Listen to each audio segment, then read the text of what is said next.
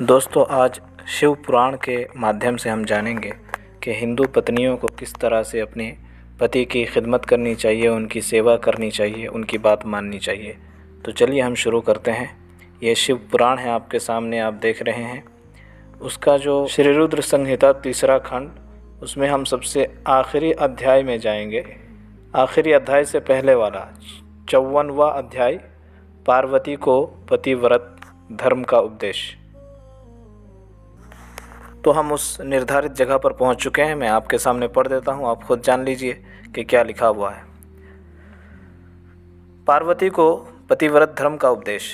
ब्रह्मा जी बोले, हे मुनि श्रेष्ठ नारद, जब शैलराज हिमालय और देवी मैना से आज्ञा लेकर भगवान शिव सभी देवताओं और ऋषि मुनियों सहित अन्य देवगणों व शिवगणों को साथ लेकर उस स्थान से बाहर चले गए, तब सप्त ऋषियों ने कहा कि हे शैलराज, अपनी पुत्री को शीघ्र ही भगवान शिव के साथ भेजने की कृपा करें।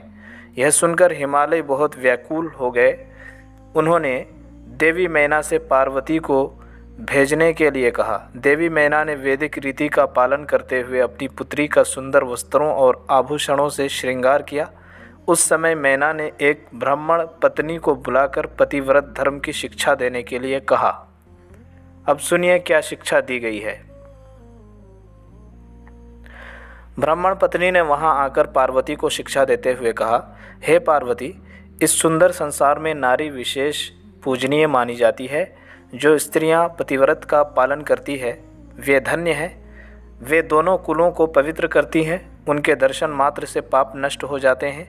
जो पति को साक्षात ईश्वर मानकर उसकी सेवा शुश्रूषा करती है, वो स्त्रियां इस लोक में आनंद प्राप्त कर सद्गति को प्राप्त करती हैं और अपने दोनों कुलों को तार देती हैं। सावित्री, लोपामुद्रा, अरुणधति, शांडिली, शत्रुपा, अनुसुया, लक्ष्मी, स्वांधा, सती, संज्ञा, सुमति, श्रद्धा, मैना और स्वाहा आदि नारियां साध्वी कहलाती हैं। वे अपने पतिव्रत्य धर्म के कारण ब्रह्मा, विष्णु और शिव की भी पूजनीय हैं। इसलिए स्त्री को सदैव अपने पति की आज्ञा का पालन करना चाहिए। पतिव्रता स्त्री पति के भोजन कर लेने के बाद ही भोजन करे। जब तक वह खड़ा हो खुद भी ना बैठे। पति के सो जाने के बाद ही सोए और उसके उठने से पहले उठ जाए। क्रोधित होने पर या अत्यधिक प्रसन्नता होने पर भी अपने पति का नाम ना लें। पति के बुलाने पर सभी कामों को छोड़कर पति के पास चली जाएं। उसकी हर आज्ञा को अपना धर्म मानकर उसका पालन करें। कभी वो प्रवेश द्वार पर खड़ी ना हो, बिना किसी कार्य के किसी के घर न जाए और जाने पर बिना कहे कदापि ना बैठे। अपने घर की वस्तुएं किसी को ना दे। पतिव्रता स्त्री को वस्त्रों और आभूषणों से विभूषित होकर ही अपना मुख पति को दिखाना चाहिए। जब पति घर से बाहर या प्रदेश गया हो तो उन दिनों में पतिव्रता स्त्री को सजना संवरना नहीं चाहिए। पति के सेवन की चीज़ें ठीक समय पर जब उसे आवश्यकता हो तुरंत दे दे। अपना हर कार्य चतुराई और होशियारी से करे। अपने पति की हर आज्ञा का पालन करना ही पतिव्रता स्त्री का परम धर्म होता है। पति की आज्ञा लिए बिना पत्नी को कहीं भी नहीं जाना चाहिए। यहाँ तक कि तीर्थ स्थान जैसे पुण्य स्थलों पर भी नहीं जाना चाहिए। पति के चरणों को धोकर उसको पीने से ही पत्नी का तीर्थ स्नान पूरा हो जाता है। पति द्वारा छोड़े गए झूठे भोजन को पत्नी को प्रसाद समझकर खाना चाहिए। देवता, पितरों, अतिथियों या भिखारियों को भोजन का भाग देकर ही भोजन करना चाहिए। व्रत तथा उपवास रखने से पूर्व पति की आज्ञा अवश्य लें, अन्यथा व्रत का पुण्य नहीं मिलता। किसी चीज़ को पाने के लिए अपने पति से झगड़ा कदापि ना करें। सुख से आराम पूर्वक बैठे हुए या सोते समय पति को कभी भी ना उठाएं।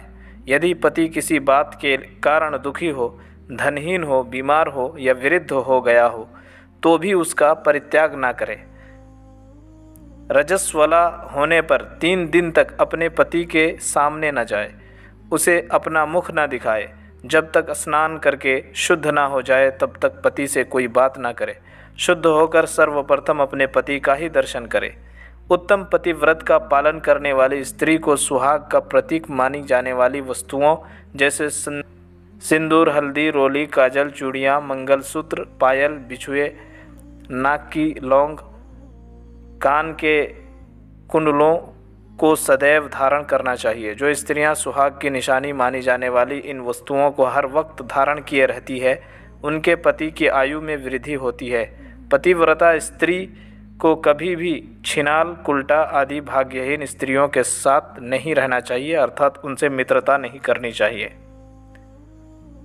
पति से लड़ने वाली एवं उससे वैर भाव रखने वाली स्त्री को सहेली ना बनाए।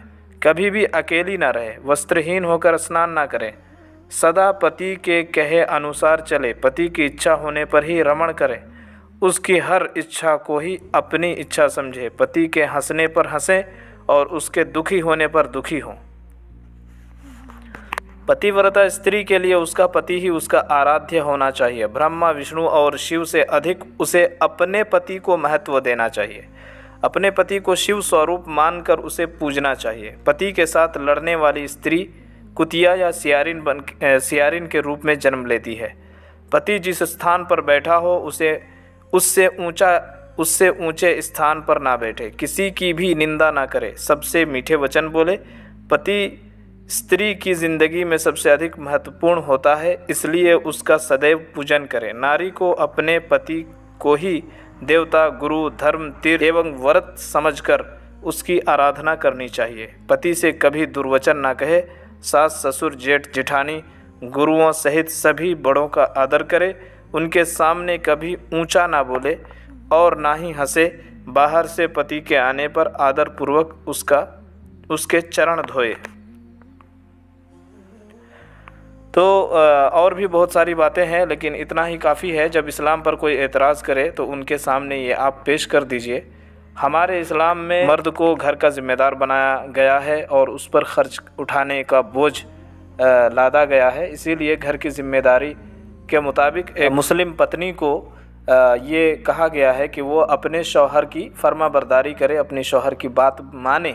लेकिन इस्लाम का एक उसूल है, एक प्रिंसिपल है, बहुत ही गोल्डन प्रिंसिपल है, ला ताअत लिमखलूकिन फ़ी मासियतिल खालिक, कि जिस आज्ञा पालन में, जिस इताअत में, जिस फर्मा बरदारी में क्रिएटर की नाफरमानी हो, क्रिएटर की अवज्ञा हो, उसे नहीं मानना चाहिए।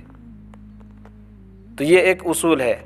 और मुस्लिम महिलाओं को ऐसा भी नहीं कहा गया है कि अपने शौहर को, अपने पति को वो अपना खुदा मान ले, वो जो है नमाज ना पढ़े, अल्लाह से दुआ ना मांगे, बल्कि वो पति के लिए ही सब कुछ करे, ऐसा नहीं कहा गया। जिस तरह मर्दों पर नमाज फ़र्ज़ है, औरत पर भी नमाज फ़र्ज़ है। रोज़ा मर्दों पर फ़र्ज़ है, औरत पर भी रोज़ा फ़र्ज़ है। तो उसको इबादत में बराबर बराबर शरीक किया गया है। और कुरान में है वलहुन्ना मिस्लुल्लज़ी अलैहिन्ना बिल मारूफ़, कि जिस तरह से पत्नियों की ज़िम्मेदारी है उस तरह उनके हक़ भी है, उनके अधिकार भी हैं। तो मेरे भाइयों, लड़ने झगड़ने से कोई फ़ायदा नहीं है। इस्लाम पर कोई भी आरोप उठाने से पहले अपने धर्म को देखना चाहिए, अपने गिरेबान में झांकना चाहिए।